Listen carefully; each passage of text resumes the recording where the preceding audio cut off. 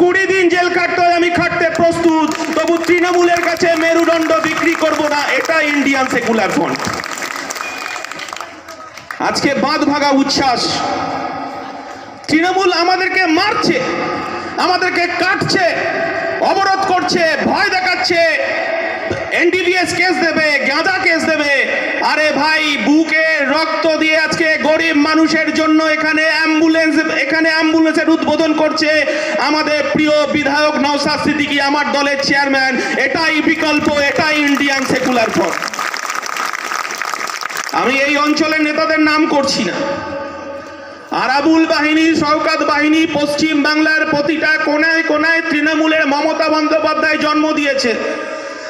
ওরা অস্ত্র নিয়ে, বোম নিয়ে, গোলাগুলি নিয়ে লড়াই করবে, আর আমরা রক্ত দিয়ে, অ্যাম্বুলেন্স দিয়ে গরিব মানুষের প্রাণ রক্ষা করব।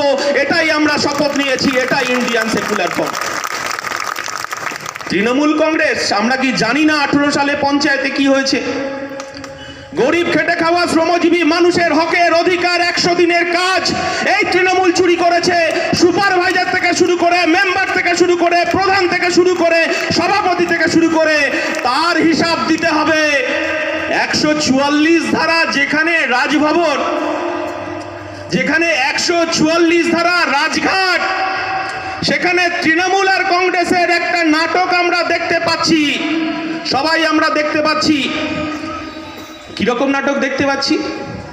যেখানে 21শে জানুয়ারি আমরা ধর্মতলায় গরিব খেটে খাওয়া শ্রমজীবী মানুষের 100 দিনের কাজের অধিকারের দাবি নিয়ে সেদিনকে আমরা বলেছিলাম, আমার দল ইন্ডিয়ান সেকুলার ফ্রন্ট প্রথম বলেছিল পঞ্চায়েত নির্বাচনে আমরা লড়াই করব, গরিব খেটে খাওয়া মানুষের অধিকার রক্ষার লড়াই, সেখানে আমরা রক্তপাতহীন নির্বাচন চাই। আমরা বলেছিলাম প্রধানমন্ত্রী আবাস যোজনার ঘরের টাকা, সে বিজেপি হতে পারে, সে তৃণমূল হতে পারে, সে কংগ্রেস হতে পারে, গরিব মানুষকে প্রধানমন্ত্রী আবাস যোজনার নাম দিতে হবে। আর তৃণমূলের যারা সিন্ডিকেট, যাদের দোতলা তিনতলা বাড়ি, যারা ঘরের নামটা আছে, তাদের নামটা কাটতে হবে। আমরা ডাক দিয়েছিলাম ধর্মতলায়। পুলিশ আমাদেরকে ব্যারিকেড করে আমাদেরকে 42 দিন জেল খাটিয়েছে। আর যখন ইডি, সিবিআই, হাইকোর্টের নির্দেশে ভাইপো জনগণের কোটি কোটি টাকায় সিঙ্গেল বেঞ্চ হচ্ছে না, ডবল বেঞ্চ হচ্ছে না, সুপ্রিম কোর্ট যাচ্ছে শুধুমাত্র ভাইপো রক্ষা কবচের জন্য। আর গরিব খেটে খাওয়া মানুষের জব কার্ডের লড়াইয়ে লুকোচুরি হচ্ছে। 144 ধারা যেখানে জারি আছে রাজভবনের সামনে, সেখানে কি করে ভাইপো মাচা বেঁধে বসে থাকতে পারে? নাটক আমরা বুঝি না। আর বলা হচ্ছে হিন্দু পাড়ায় গিয়ে আইএসএফ মুসলমানের দল, আর মুসলমান পাড়ায় গিয়ে বলা হচ্ছে আইএসএফ বিজেপির দালাল। আর মমতা বন্দ্যোপাধ্যায় যখন কিছু খুঁজে পাচ্ছে না, বলছে বিজেপির কাছ থেকে টাকা নিয়ে যারে। বলুন নাম সাহস থাকলে, বাংলার মানুষ বুঝে গেছে বিজেপির আসল দালাল কে। এই বাংলার মানুষ বুঝে গেছে 1998 সালে বিজেপির গর্ভে আপনার জন্ম। 1998 সালে বিজেপির প্রধানমন্ত্রী অটল বিহারী বাজপেয়ী, তার মন্ত্রিসভায় আপনি রেলমন্ত্রী, আপনি কয়লা মন্ত্রী, আপনি দপ্তরবিহীন মন্ত্রী, আপনি রেলের চেয়ারপারসন। আপনি 2006 সাল পর্যন্ত এই পশ্চিম বাংলায় বিজেপির সঙ্গে আপনি জোট বেঁধে বিধানসভায় লড়াই করেছেন। 1998 সালে বিজেপির আপনি 2জন এমপি, দমদমের তপন শিকদার আর হচ্ছে কৃষ্ণনগরের জুলু মুখার্জি, সত্যব্রত মুখার্জিকে আপনি বিজেপি সরকারে আপনি উপহার দিয়েছেন। বাংলার মানুষ ভুলে যায়নি। আর আপনি বলছেন বিজেপির দালালা এসে। আপনারা দেখেছেন আমি সহ আমাদের চেয়ারম্যান নওশাদ সিদ্দিকী, আব্বাস সিদ্দিকী বিজেপির কোনো নেতাদের সঙ্গে মিটিং করতে, হ্যাঁ আমার বিধায়ক যেতে পারে, এটাই আমরা বিকল্পের কথা বলছি। যখন 100 দিনের কাজের টাকা চুরি হয়ে গেল, তখন আমার দলের বিধায়ক আইএসএফ এর চেয়ারম্যান, তার ভাঙড় বিধানসভায় তিনি জয়ী হয়েছেন। গরিব খেটে খাওয়া শ্রমজীবী মানুষের, যাদের এই 100 দিনের কাজে তাদের পেটটা চলতো, বাচ্চাদের স্কুলে পড়াশোনার খরচটা বহন হতো, যার সংসারটা চলতো, আমার দলের বিধায়ক, আমার দলের চেয়ারম্যান প্যাডে প্রথম প্রধানমন্ত্রীকে চিঠি লিখেছে যে গরিব মানুষের 100 দিনের কাজের টাকা ছেড়ে দিতে হবে, আর যারা দোষী আছে তাদেরকে জেলে ঢোকাতে হবে। আমরা বুঝি না নাটক চলছে। আমার দলের চেয়ারম্যান, আমার দল সিদ্ধান্ত নিয়েছে। আপনারা দেখেছেন মিডিয়াতে, প্রিন্ট মিডিয়া তো মিডিয়াতেও দেখেছেন, আপনারা সোশ্যাল মিডিয়াতেও দেখেছেন, আবার পুনরায় প্রধানমন্ত্রীকে আমার দলের পক্ষ থেকে আমাদের পার্টির প্যাডে 100 দিনের কাজের টাকা যাতে চালু হয়, আমরা সেই সিদ্ধান্ত নিয়ে প্রধানমন্ত্রী দপ্তরে আমরা চিঠি করেছি, কৃষি দপ্তরে আমরা চিঠি করে এসেছি। আপনারা দেখেছেন এই বর্ষাকালে যে বৃষ্টি হলো, গরিব খেটে খাওয়া মানুষ তারা আলুগুলো বসালো, বৃষ্টির জলে আলু পচে গেল, নষ্ট হয়ে গেল, গরিব মানুষগুলো মাঠেতে ধান তুলতে পারলো না। আমার দলের চেয়ারম্যান, আমার দলের বিধায়ক, তিনি সর্বপ্রথম চিঠি লিখেছে মাননীয় মুখ্যমন্ত্রীকে যে এই ক্ষতিগ্রস্ত কৃষকদের ক্ষতিপূরণ দিতে হবে, এটাই বিকল্প। আমরা এই কথাটা বলছি। আজকে যে অ্যাম্বুলেন্স উদ্বোধনকে কেন্দ্র করে আমাদের কাছে সব তথ্য আছে, কিন্তু আপনাদের কাছে বলি, যারা আমাদের সহকর্মী, যারা অ্যাম্বুলেন্স উদ্বোধনের জন্য আজকে এই অনুষ্ঠানের জন্য আপনারা নিজের রক্ত জল করা অর্থ দিয়ে সহযোগিতা করেছেন, তাদেরকে অভিনন্দন, তাদেরকে সংগ্রামী অভিনন্দন, তাদেরকে কুর্নিশ জানাই এই কারণেই যে তৃণমূলের রক্তচক্ষুর কাছে আমরা মেরুদণ্ডটা বিক্রি করে দিইনি। এটা ইন্ডিয়ান সেকুলার ফ্রন্ট। 21শে জানুয়ারি হাতিশালায় আমার কর্মীদেরকে মারা হয়েছিল, হাতিশালায় 6 লেনে আমাদের বোম মারা হয়েছিল, আমার দলের চেয়ারম্যান বিধায়ককে বোম মারা হয়েছিল। ইন্ডিয়ান সেকুলার ফ্রন্ট বুক ছিটিয়ে হাতিশালাতেই আরাবুল বাহিনী, শওকত বাহিনীর চোখে চোখ রেখে রক্তদান শিবির করেছে। আর আজকেও এখানকার কর্মীরা তৃণমূলের চোখে চোখ রেখে আমরা এই সভাটা করতে পেরেছি, অ্যাম্বুলেন্স উদ্বোধন করতে পেরেছি, এটাই আমাদের সাফল্য। তৃণমূলের কাছে আমরা আত্মসমর্পণ করব না, ওটা একটা চোরের দল। গরিব খেটে খাওয়া শ্রমজীবী মানুষের রেশন কার্ড, 1.5 কোটি রেশন কার্ডের মাল ওরা চুরি করেছে। হিসাব দিতে হবে না? হিসাব তো জনগণকে দিতেই হবে। এই পঞ্চায়েত নির্বাচন অবৈধ পঞ্চায়েত নির্বাচন, গরিব খেটে খাওয়া শ্রমজীবী মানুষের ভোটাধিকারকে চুরি হয়েছে এই বিডিও অফিসে। শুধুমাত্র আবার আমরা এই ভাঙা পাজর দিয়ে এই ছোট জাগুলিয়াকে গড়ব, কারণ এখানকার মানুষ মার খাচ্ছে প্রতিদিন, তবু তৃণমূলের কাছে আত্মসমর্পণ করছে না, তৃণমূল কাছে আত্মসমর্পণ করবে না। দত্তপুকুর থানাকে বলি, আমরা ছোটবেলায় আমার মা বাবা গল্প শোনাতো আমাদেরকে, জানেন তো, যে পুলিশ যারা খাকি পোশাক পরে তারা আমাদের বন্ধু, আমাদের সব সময় নিরাপত্তা দেয়, যদি কেউ অন্যায় করে তাদেরকে সাজা দেয়। সেই ছোটবেলায় আমাদের বাবা মা আমাদেরকে শিখিয়েছিল, পুলিশকে সেই চোখেই দেখি আমরা, যে পুলিশ অন্যায় করলে তার সাজা হয়। কিন্তু আজকে আমরা বলতে চাইছি, পুলিশকেও গরিব খেটে খাওয়া শ্রমজীবী মানুষের টাকায় আপনার সংসারটা চলে, আপনার পরিবারটা আছে।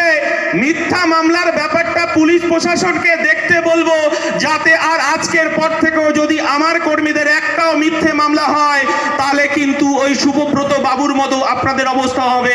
আমার দল আপনাদের পাশে থেকে কিন্তু সমর্থন করতে পারবে না।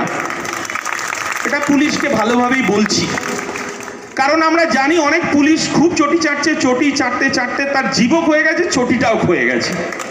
কিছু পুলিশ কর্মী আছে এখনো মেরুদণ্ডটা সোজা আছে। আমরা চাই পুলিশ প্রশাসন নিরপেক্ষ কাজ করুক। যদি আমার আইএসএফ এর কেউ কর্মী অন্যায় করে তার সাজা হোক, আমরা চাই। কিন্তু আমাদের মিথ্যে মামলায় যদি আমাদেরকে জর্জরিত করা হয়, তাহলে কিন্তু আমরাও ছেড়ে কথা বলবো না। রাস্তাতেই আমাদের গণতান্ত্রিক পদ্ধতিই পুলিশের সঙ্গে দেখা হবে, হাইকোর্ট আর দত্তপুকুর হাইকোর্ট করে ছাড়বো। এটাই ইন্ডিয়ান সেকুলার ফ্রন্ট। বেশি কথা বলবো না। আমার দলের চেয়ারম্যান আজকে এখানে উপস্থিত আছে। এই আজকে একটা স্কুলে হচ্ছে, এটা মিড ডে মিলের চাল গমটাও চাল ডালটাও চুরি করে নিয়েছে। এই অবৈধ পঞ্চায়েত চলছে, অবৈধ বিডিও অফিস চলছে। গরিব খেটে খাওয়া মানুষের যে বাচ্চারা মিড ডে মিলের স্কুলে যায়, আর কিছুদিন পরে দেখবেন হাঁড়ি কুড়িটাও বিক্রি হয়ে গেছে। তো যাই হোক, আমার দলের চেয়ারম্যান আছে, সারা দিন পরিশ্রম করছেন, ভাঙড় থেকে 10 দিন ব্যাপী রক্তদান। আমরা এই কথাটাই বলছি, ইন্ডিয়ান সেকুলার ফ্রন্ট। নানা ভাষা, নানা মত, নানা পরিধান, বিবিধের মাঝে দেখো মিলন মহান। মোরা এক বৃন্তে দুইটি কুসুম, হিন্দু মুসলমান, মুসলিম তার নয়নমণি, হিন্দু তাহার প্রাণ। শুধু একটা কথা বলবো, আজকে আমার মায়েরা এখানে উপস্থিত হয়েছেন, আপনাদের কাছে আবেদন, আপনারা আসুন। 21শে জানুয়ারি ধর্মতলায় আপনাদের সঙ্গে দেখা হবে। 21 তারিখ আবার আমরা ডাক দিয়েছি, পঞ্চায়েত নির্বাচনে যে 70 জনের প্রাণ গেছে, সে হিন্দু হতে পারে, সে মুসলমান হতে পারে, সে বিজেপি হতে পারে, সে কংগ্রেস হতে পারে, সে সিপি সিপিএম হতে পারে, আইএসএফ হতে পারে, কিন্তু 70 জনের প্রাণ গেছে। আমরা 21 তারিখ মমতা বন্দ্যোপাধ্যায়ের 14 তলাকে কাঁপাতে যাব ইনসাফের দাবি নিয়ে। আপনারাও সেদিনকে যাবেন। দেখি তৃণমূল যদি আমাদেরকে রাস্তায় আটকায়, তাহলে আমরাও রাস্তায় থেকেই আমরা গণতান্ত্রিক পদ্ধতি বিষয়টা দেখে নেব। কিন্তু আমরা বলছি গরিব মানুষের ফসলের দাম, চাষিদের ফসলের দাম দিতে হবে, গ্যাসের দাম কমাতে হবে, পেট্রোল ডিজেলের দাম কমাতে হবে, চালের দাম কমাতে হবে, রেশনিং ব্যবস্থায় বরাদ্দ যে আছে রেশনিং ব্যবস্থার বরাদ্দ ঠিকঠাকভাবে দিতে হবে। আমরা বলছি গরিব খেটে খাওয়া মানুষের অধিকার রক্ষার লড়াইয়ে আমরা 21 তারিখ ধর্মতলায় যাব। সেখানে আমরা ইনসাফ চাইব। 70 জনের প্রাণ কেন গেল? আমরা গত বছর 42 দিন জেল কেটে প্রমাণ করে দিয়েছি তৃণমূলের কাছে আমরা কোনো মতেই আমাদের মেরুদণ্ডটা বিক্রি করব না। সবাই ভালো থাকবেন, সুস্থ থাকবেন এবং সাবধানে থাকবেন, ঠান্ডা মাথায় সৌজন্যের রাজনীতি করবেন। এই কথা বলে আমার বক্তব্য শেষ করছি। জয় হিন্দ, ইনকলাব জিন্দাবাদ, ইন্ডিয়ান সেকুলার ফ্রন্ট জিন্দাবাদ। ধন্যবাদ বিশ্বজিৎ মাইতি মহাশয়কে।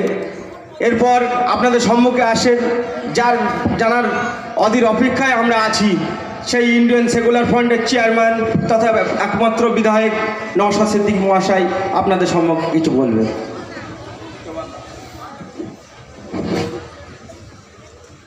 ধন্যবাদ আপনাদেরকে যে এত বাধা রক্তচক্ষুকে উপেক্ষা করে এরকম হাজার হাজার মানুষ এখানে এসে দাঁড়িয়েছেন, আমাদেরকে শক্তি যোগাচ্ছেন। গণতন্ত্র রক্ষার লড়াইয়ে আমরা যাতে আরও এগিয়ে যেতে পারি, আপনারা আমাদের পাশে থাকছেন। ধন্যবাদ জানাই আজকের এখানে এসে আমাদের অঞ্চল কমিটিকে, যাদের প্রচেষ্টায় জাতীয় কৃষক দিবস উদযাপনের সাথে সাথে রক্তের যখন হাহাকার দেখা দিচ্ছে, ব্লাড ব্যাঙ্কগুলোতে রক্ত যেভাবে প্রয়োজন আছে সেখানে সম্পূর্ণ হচ্ছে না, এক প্রকার ব্লাড ব্যাঙ্কগুলো রক্ত শূন্য, সেই সময় এগিয়ে এসে রক্ত দিয়েছে প্রায় 350-র আশেপাশে মানুষজন। প্রত্যেক রক্তযোদ্ধা, রক্তদাতা সহ যারা ব্লাড ব্যাঙ্কের পক্ষ থেকে এসেছিলেন প্রত্যেককে ধন্যবাদ জানাই। ধন্যবাদ জানাবো আজকে মিডিয়ার বন্ধু যারা উপস্থিত হয়েছেন, তাদের প্রচেষ্টায় আমাদের এই যে জাতীয় কৃষক দিবস উদযাপন করছি, সাথে সাথে রক্তদান শিবির ও অ্যাম্বুলেন্স পরিষেবার জন্য আমরা নতুন একটা অ্যাম্বুলেন্সের উদ্বোধন করছি। এই খবরটা শুধুমাত্র ওই এলাকা সীমাবদ্ধ নয়, যাদের প্রচেষ্টায় এলাকা ছাপিয়ে গিয়ে রাজ্য স্তরে পৌঁছাবেন, সেই প্ল্যাটফর্ম থেকে যারা কাজ করছেন তাদেরকেও ধন্যবাদ জানাই। ধন্যবাদ জানাই প্রশাসনের বন্ধুদেরকে। সত্যি ভাবতে অবাক লাগে, আর অবশ্যই কিছু প্রশাসনের বন্ধুর জন্য সমগ্র প্রশাসনের আজকে বদনাম হয়ে যাচ্ছে। তারপরে আমি প্রত্যেককে অনুরোধ করব, পুলিশ আমাদের বন্ধু, তারা আমাদের শত্রু নয়। যারা পুলিশ কোডের বাইরে গিয়ে কাজ করছে তাদের আমরা বিরোধিতা করি, কিন্তু ওই সমস্ত প্রশাসন বন্ধুদেরকে আমরা স্যালুট জানাই, তাদের পাশে থাকি, যাদের অক্লান্ত পরিশ্রমে প্রচেষ্টায় যারা আজকের ডেটে তাদের হকের ডিএ না পাওয়ার পরেও 16 ঘন্টা 18 ঘন্টা করে ডিউটি করে আমাদেরকে নিরাপত্তা প্রদান করছেন, তাদেরকেও ধন্যবাদ জানাই। পুলিশ আমাদের পরিবারের একজন সদস্য। আপনার আমার বাড়ির সন্তানেরাই পুলিশে আছে, আপনার আমার বাড়ির মেয়েরাই পুলিশে ডিউটি করছে, তাদের কথা আমাদের ভাবা দরকার। আমাদের আওয়াজ তোলা দরকার যে কিভাবে প্রায় 1.5 লক্ষের বেশি শূন্যপদ আছে পুলিশের, স্বচ্ছভাবে সেটা নিয়োগ হোক। একে তো বেকারত্বের জ্বালায় আমাদের যুব সমাজ জ্বলছে, তার থেকে কিছুটা পরিত্রাণ পেতে পারে, কিছু পরিবার বাঁচতে পারে। ঠিক একইভাবে পুলিশগুলো যেভাবে পদের সংখ্যা কমে যাওয়ার ফলে, শূন্য পদ বেড়ে যাওয়ার ফলে যেভাবে 16 ঘন্টা 18 ঘন্টা এক একটা পুলিশ ডিউটি করছে, আমাদেরকেও খারাপ লাগছে, তারাও আমাদের পরিবারের একজন সদস্য। তাই আওয়াজ তুলতে হবে, মাননীয়াকে স্মরণ করিয়ে দিতে হবে। 2011 সালের আগে মাননীয়া অনেক বড় বড় অনেক ডায়লগ তিনি ডেলিভার করেছিলেন, অনেক ডায়লগ তিনি বলেছিলেন। তার মধ্যে একটা ডায়লগ ছিল যে রাজ্য সরকার কেন্দ্রীয় সমাহারে দিয়ে দিতে পারে না, তার নাকি রাজ্য চালাবার ক্ষমতা নাই, তার রাজ্য চালাবার তিনি অযোগ্য, এই ধরনের কথা বলেছিলেন। তো আজকের দিনে দাঁড়িয়ে বলি, যেখানে কেন্দ্রের প্রায় ডিএ 46%, সেখানে এখানে সেই ক্ষেত্রে আমাদের রাজ্যে মাত্র 6% ডিএ। কেন? যদিও কদিন আগে 4% ঘোষণা করেছে। আওয়াজ আমাদেরকে তুলতে হবে। অবিলম্বে পুলিশ সহ সরকারি কর্মচারীদের ডিএর ব্যবস্থার সাথে সাথে আমরা নিত্য প্রয়োজনীয় যে জিনিসপত্রগুলো কিনি তার দামও নিয়ন্ত্রণ করতে হবে। এই আওয়াজ আমাদেরকে তুলতে হবে। শুধুমাত্র রক্তদান শিবির করলাম, জাতীয় কৃষক দিবস উদযাপন করলাম, অ্যাম্বুলেন্স উদ্বোধন করলাম, এটা সমাধান নয়, এটা বিরোধীদের কাজ নয়। হ্যাঁ, জাতীয় কিষাণ দিবস উদযাপন করব বিরোধীদের কাজ। আমি মনে করি অ্যাম্বুলেন্স উদ্বোধন করা বিরোধীদের কাজ নয়, রক্তদান শিবির করা বিরোধীদের কাজ নয়। এটা শাসকের দায়িত্ব, ফান্ডামেন্টাল রাইটসের মধ্যে পড়ে। আপনি নাগরিক, আপনার অধিকার হচ্ছে শাসক আপনাকে স্বাস্থ্য পরিষেবা দেবে। কেন বেসরকারি সংস্থাগুলোকে, আমাদের মতো যারা অপোজিশনের পার্টি করছি, অনেক ক্লাব, অনেক এনজিওকে কেন অ্যাম্বুলেন্স পরিষেবা দিতে হচ্ছে? অ্যাম্বুলেন্স পরিষেবা দেওয়ার দরকার তো সরকারের। সে ব্যর্থ হয়েছে। আপনার ভোট চেয়েছে, ভোট নেওয়ার সময় অনেক মিষ্টি মিষ্টি কথা বলেছে, ভোট মিটে গিয়েছে, দায়িত্ব সে পালন করছে না, ফলে আমাদেরকে করতে হচ্ছে। যারা আজকে অ্যাম্বুলেন্স পরিষেবার জন্য আমাদেরকে সহযোগিতা করেছেন তাদের প্রত্যেককে ধন্যবাদ জানাই।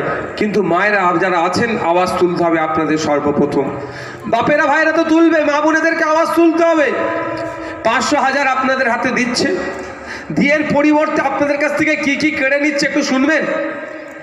মায়ের একটু আওয়াজ দেন, শুনবেন? যারা, যে মায়েরা শুনতে চায় একটু হাত তুলুন তো। সব মায়েরাই শুনতে চাইছেন যে 500 দিয়ে এর পরিবর্তে কি কাটছে আপনাদের কাছ থেকে, কি কেড়ে নিচ্ছে। এটা একটা এটা কি আছে, কি স্কুল আছে? Junior high school. এখানে আপনাদেরই ছেলে মেয়েরা পড়াশোনা করে। আপনার আমার অর্থের অতটা স্বাবলম্বী নয়, আমরা বিত্তশালী নয় যে ইংলিশ মিডিয়ামে বেসরকারি স্কুলে পাঠাবো, মাস গেলে 10-15 হাজার টাকা করে খরচ করে পাঠাবো। এখানে মানে খুব কম পরিবারই আমরা আছি। আমাদের ছেলে মেয়েদেরকে মাস গেলে 10-15 হাজার খরচ করে পড়ানোর মতো সামর্থ্য আমাদের অনেকেরই নাই। তো এখানে আপনাদের ছেলে মেয়েরা বেশি পড়াশোনা করে, আপনাকে 500,000 দিয়ে ভুলিয়ে দিচ্ছে, কিন্তু আপনার ছেলে এখানে এসে কতটা শিক্ষা পাচ্ছে এটা কি একবার আমরা ভেরিফাই করেছি? আপনার ছেলের বুনিয়াদী শিক্ষাটা যেখান থেকে অর্জন হবে সেই জায়গাটাকে ধ্বংস করে দিচ্ছে, আর আপনাকে বলছে ওটা 500,000 দিচ্ছি। আপনার ছেলে এখানে এসে পড়াশোনা করছে, এখানে খোঁজ নিলে দেখা যাবে। আগামী সোমবারে আপনি খোঁজ নিয়ে দেখবেন এখানে কি পরিস্থিতি হচ্ছে, খোঁজ নিয়ে দেখবেন। সোমবারে মনে হচ্ছে 25শে ডিসেম্বর ছুটি থাকবে, যেদিনকে খোলা থাকবে সে জিজ্ঞাসা করবে যে ছাত্রছাত্রীর সংখ্যা কত আর টিচারের সংখ্যা কত। খোঁজ নিলে দেখা যাবে বাচ্চারা পড়াশোনা করছে প্রায় 1000-এর কাছাকাছি, 800-র কাছাকাছি, 4 থেকে 5টা টিচার দিয়ে রেখে দিয়েছে। ফলে কি হচ্ছে, আপনার ছেলে এখানে এসে পর্যাপ্ত যে শিক্ষা, উপযুক্ত শিক্ষা পাওয়ার দরকার সেই পরিকাঠামো না পাওয়ার ফলে সে আসছে, খেলাধুলা করছে, মিড ডে মিল খাচ্ছে আর বাড়ি চলে যাচ্ছে, ভবিষ্যৎটা ধ্বংস করে দিচ্ছে। মায়েদের বলবো আওয়াজ তুলুন। 500,000 পরে হবে, আগে আপনাকে আওয়াজ তুলতে হবে। আপনার ছেলের বুনিয়াদী শিক্ষা যেখান থেকে হচ্ছে পর্যাপ্ত পরিমাণে শিক্ষার পরিকাঠামো করে তুলতে হবে। শুধু নীল সাদা রং করলে স্কুলের উন্নয়ন হয় না, ওখানে টিচার দিতে হবে। এখন উন্নত মানের টিচার দিতে হবে এবং উন্নত মানের পরিকাঠামো করতে হবে। এই আওয়াজটা তুলতে হবে। মায়েদের হাতে 500,000 ধরিয়ে দিচ্ছে, সেই মা যখন স্বাস্থ্য পরিষেবা নিতে যেতে হচ্ছে, কোথায় যাচ্ছে? আপনার বারাসাত ডিস্ট্রিক্ট হসপিটালে যেতে হচ্ছে, ওখানেও ঠিক মতো পাচ্ছে না। হয় আপনার অর্থ থাকলে বেসরকারি হসপিটালগুলোতে ছুটে যাচ্ছেন, আর না হলে আপনাকে সেই গাড়ি ভাড়া করে অ্যাম্বুলেন্স বা প্রাইভেট গাড়ি করে কলকাতার কোনো সরকারি হসপিটালে যেতে হচ্ছে। ফলে আপনার 2 থেকে 3 রকম ক্ষতি হচ্ছে। আপনি এক শহরের ভাষা আমরা বুঝতে পারি না, ওখানে গিয়ে বেড পাওয়ার জন্য হন্য হয়ে ঘুরতে হয়, 10,000, 15,000, 20,000 টাকা দালালরা নিয়ে নেয়, তারপরে আমরা বেড পাই। দ্বিতীয় কথা হচ্ছে গাড়ি ভাড়া করে ওখানে যেতে হচ্ছে, বা যদি আমি বেসরকারিতে যাই ট্রিটমেন্টের জন্য আমার 10,000, 15,000 খরচ হচ্ছে। মাকে বছরের শেষে ক টাকা পাবেন? 6,000। বছর শেষে 12,000, তাই তো নাকি? 6 না হলে 12। কিন্তু আপনার একবার যখন ট্রিটমেন্টের দরকার হচ্ছে, বা আপনার পরিবারের কারো যদি ট্রিটমেন্টের প্রয়োজন হয়, তখন কি হচ্ছে? একবারই 15,000 টাকার বিল বেসরকারিতে হয়ে যাচ্ছে। একটা সন্তান প্রসবের সময় আসলে আপনার লোকাল ব্লক হসপিটালে গেলে কি আমার মা বোনেরা কি তাদের সন্তানকে প্রসবের জায়গা পাওয়া হয় এটা উপযুক্ত? রেফার করে দিচ্ছে। ওই সময়ের কথা ভাবুন, প্রচণ্ড সন্তান প্রসবের সময়, বেদনার সময়ে কোথায় গাড়ি করে কত দূরে যেতে হচ্ছে। তাই মায়েদেরকে বলবো আওয়াজ তুলুন। 500,000 পরে হবে, আগে আপনার ব্লক হসপিটালগুলোকে উন্নত মানের করতে হবে, আওয়াজ তুলতে হবে। মায়েদেরকে আওয়াজ তুলুন। 500,000 পরে হবে, আগে লিগাল ইনলিগাল যে মদের দোকানগুলো চলছে ওগুলোকে বন্ধ করতে হবে। মায়েদের বলবো আওয়াজ তুলুন। আপনার হাতে 500,000 দিচ্ছে আর আপনার ছেলেকে মাতাল বানানোর জন্য এই শাসক দুয়ারে মদ প্রকল্প চালু করার চেষ্টা করছে। 20 টাকায় আবার পাউচেরও ব্যবস্থা করছে। আওয়াজ তুলতে হবে। ও 500,000 পরে হবে। আপনার ছেলে, আপনার জামাই, আপনার স্বামী যাতে সুরক্ষিত থাকে, আতাল মাতালদের হাত থেকে যাতে বেঁচে থাকে, তার জন্য এই লিগাল ইনলিগাল মদের দোকানগুলোকে বন্ধ করতে হবে। এই আওয়াজ আগে তুলতে হবে। আপনাকে 500 দিয়ে দিচ্ছে আর আপনার ছেলেকে মাতাল বানাবার জন্য বলছে দুয়ারে মদ প্রকল্প চলবে। 20 টাকার পাউচ দুয়ারে চলে আসবে। কাজ না এদিকে।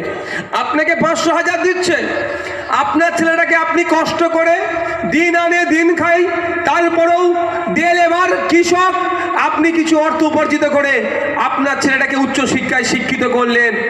এসএসসি দিল, রিটেন দিল, ভাইভাতে পাস করলো, লিস্টেড হলো না। কি রে ভাই, কারণ কি? এবার তো চাকরি পাবে, কিন্তু আপনার হাতে তো 10 লাখ, 15 লাখ, 20 লাখ নাই, ওই জন্য চাকরি পেল না। আর এইদিকে আপনাকে 500 দিয়ে ভুলিয়ে দিচ্ছে, 1000 দিয়ে ভুলিয়ে দিচ্ছে। তাই মায়েদের বলবো আওয়াজ তুলুন। সে পুরো দিনের নাই, 450 টাকার ফর্ম ফিল আপ করে, 550 টাকার ফর্ম ফিল আপ করে যাতে চাকরি পাই, ওই সমাজ ব্যবস্থা ফিরিয়ে নিয়ে আসতে হবে, ওই দিন ফিরিয়ে নিয়ে আসতে হবে। এই আওয়াজটা মায়েদেরকে তুলতে হবে।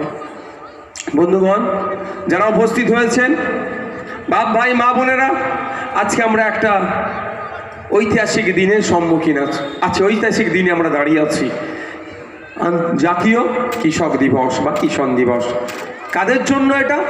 কৃষকদের অক্লান্ত পরিশ্রমের ফলে আমাদের খাবারের টেবিলে যে খাবারগুলো পাচ্ছি, তাদের মাথার ঘাম পায়ে ফেলে যে পরিশ্রম করছে, তার ফলে আমরা পাচ্ছি।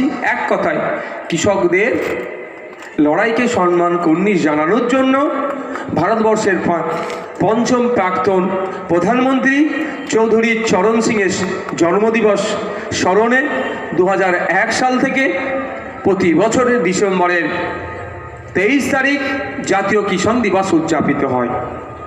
আজকে জাতীয় কিষাণ দিবস উদযাপন করছি। কৃষকদের কষ্টের দুর্দশার কথাও তো দুটো ঘাটে শোনা চাই। আপনার এখানে আগে অনেক কৃষক ছিলেন, জমি আগরদের দাপটে, জমি মাফিয়াদের দাপটে আপনাদের অনেক জমি হাতছাড়া হয়েছে বা স্বল্প দামে তাদেরকে বিক্রি করতে বাধ্য করেছে। এখন স্বল্প কৃষক আছেন। শুধু আপনাদের নয়, সারা রাজ্য এবং সারা দেশের কৃষকদের জন্যই আজকে ডেটটা উদযাপিত হয়। সর্বপ্রথম বলি, আমরা পার্লামেন্টে কাদেরকে পাঠাই ভোটের মাধ্যমে? কেন পাঠাই?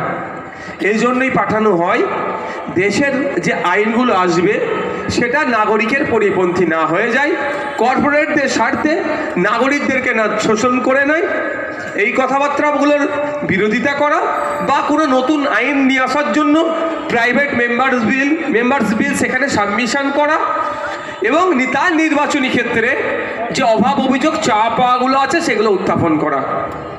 আপনারা জানেন, দীর্ঘদিন ধরে কৃষক বন্ধুদের লড়াইয়ের ফলে কৃষক বিল যেটা নিয়ে এসেছিল কেন্দ্র সরকার প্রত্যাহার করতে বাধ্য হয়েছে।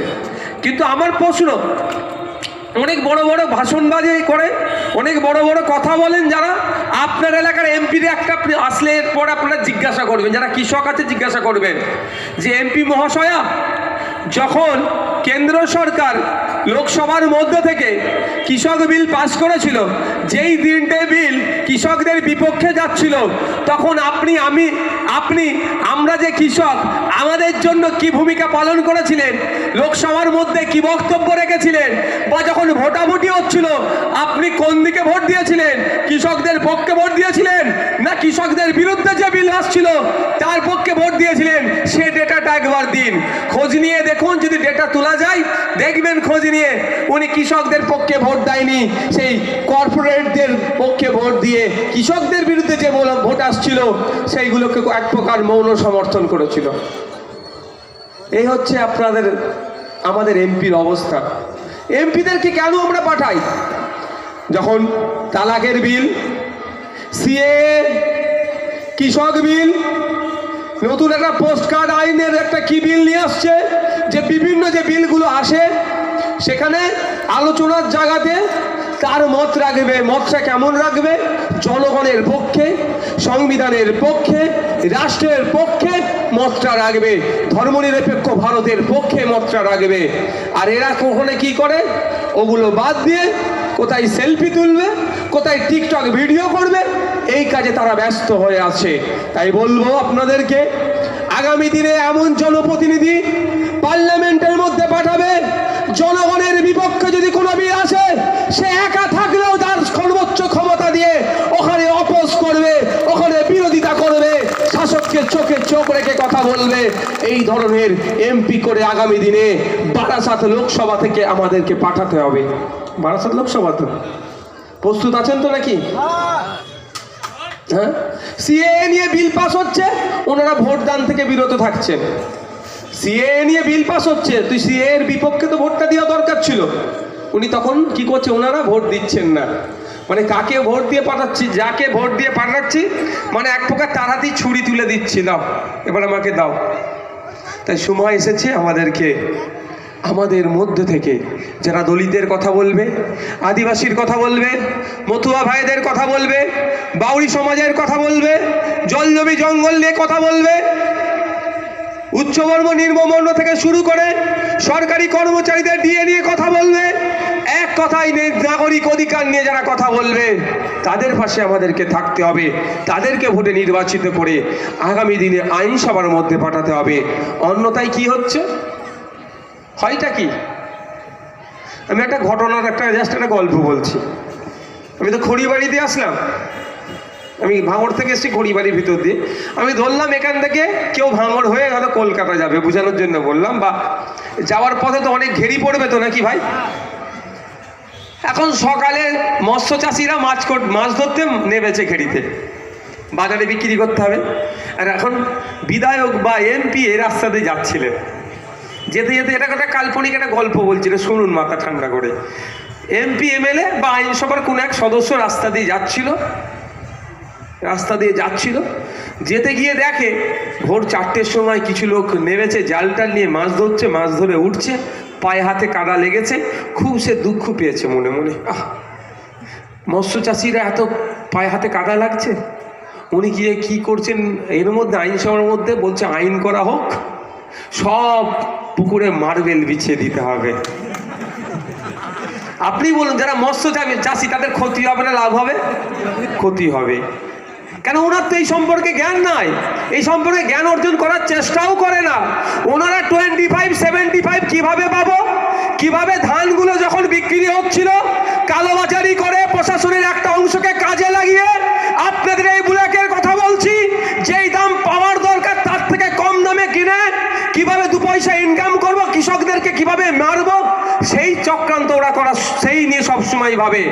মানুষের কিভাবে উপকৃত হবে, মানুষ কিভাবে লাভবান হবে, কৃষক কিভাবে লাভবান হবে, ছাত্র যুবা কিভাবে লাভবান হবে, সরকারি কর্মচারীদের কিভাবে ডিএটা বুঝিয়ে দেওয়া যাবে, সে কথা একবারের জন্য ভাবে না।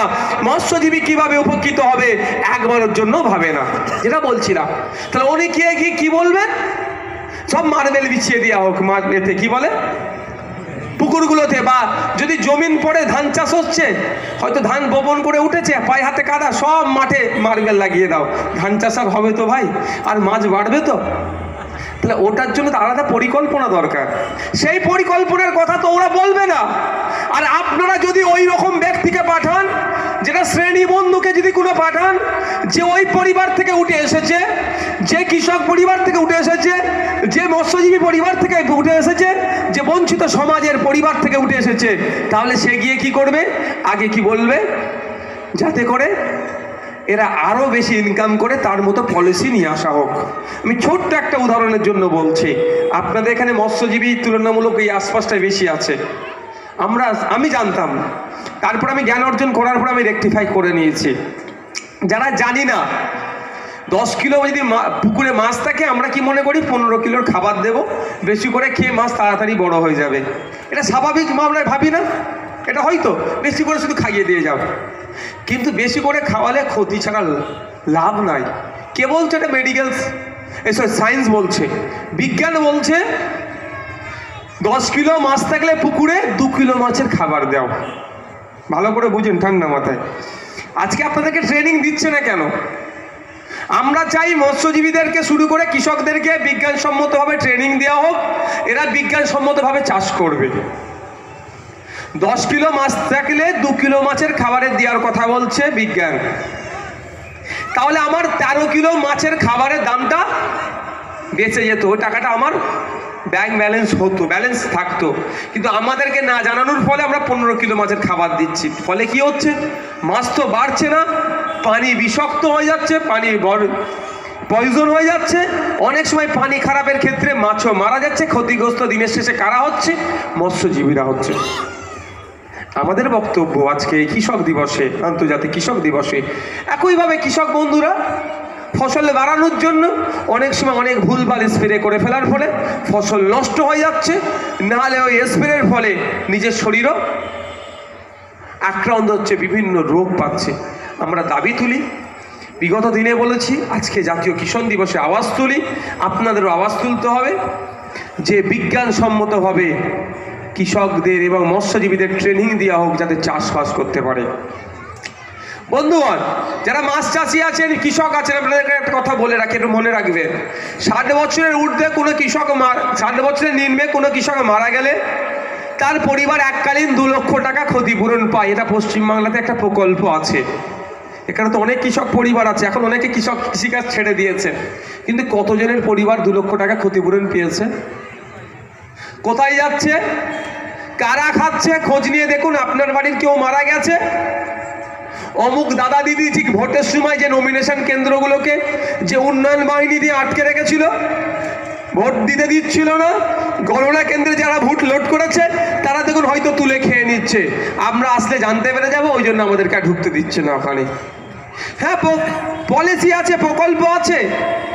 60 বছরের নিচে কোনো কৃষক মারা গেলে, কোনো মৎস্যজীবী মারা গেলে তার পরিবার এককালীন 2 লক্ষ টাকা ক্ষতিপূরণ পায়, আমাদেরকে দেওয়া হয় না। আচ্ছা, এগুলো বলছি, আপনাদের শুনতে অসুবিধা হচ্ছে নাকি?